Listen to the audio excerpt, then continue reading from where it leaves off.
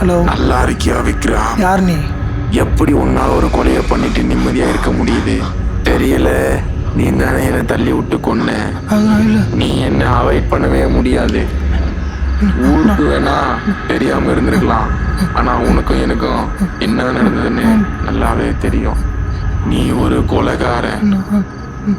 நான்